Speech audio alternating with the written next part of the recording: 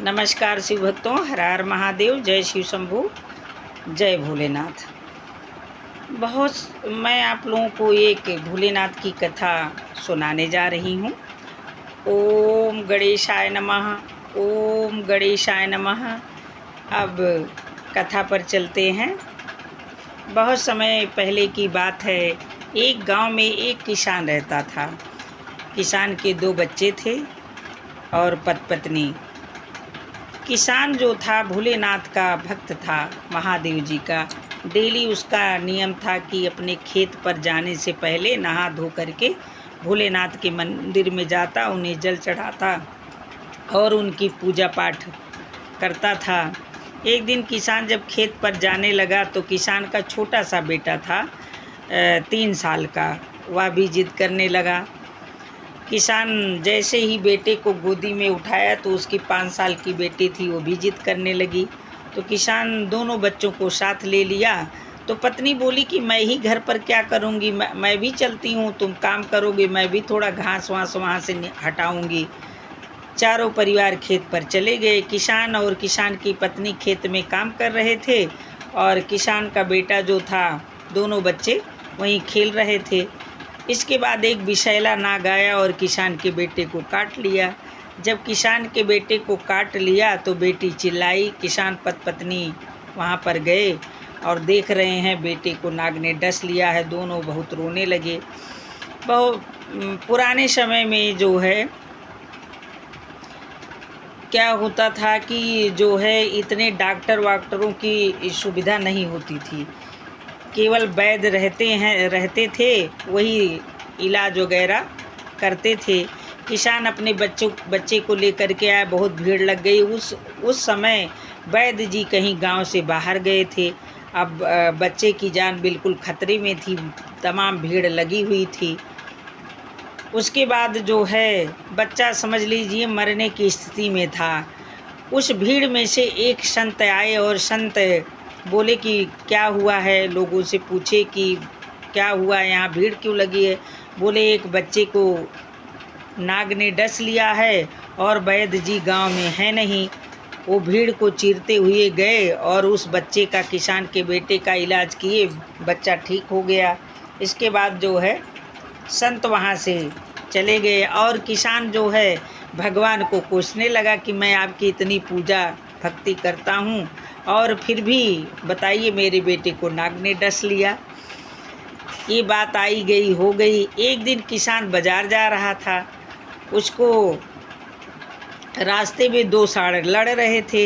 एक सांड सीधे किसान की तरफ भागता हुआ आ रहा था। अब किसान डर गया तो उसको किसी ने पीछे से खींचा और सांड अपने सीधे रास्ते चला गया।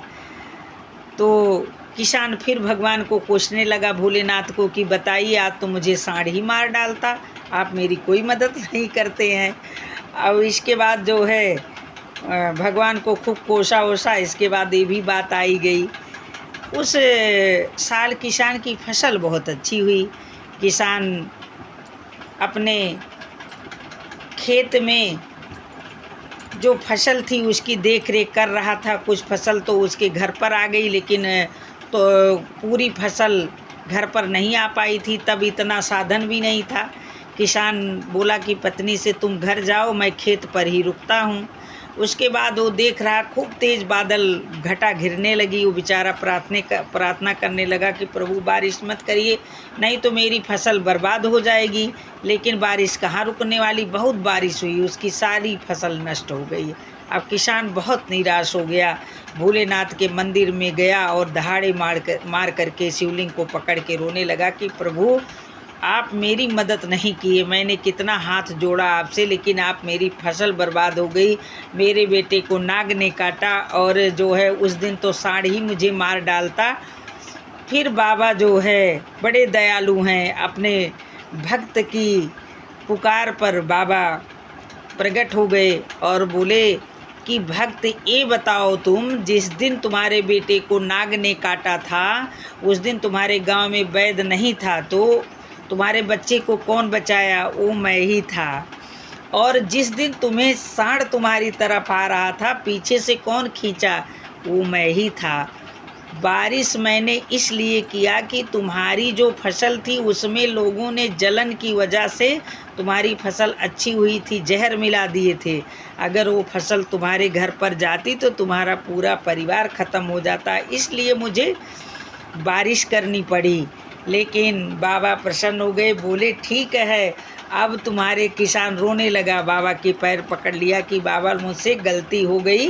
बाबा बोले तुम जाओ, तुम्हें किसी चीज़ की कमी नहीं रहेगी, लेकिन अब इस तरह से कोसना बंद करो।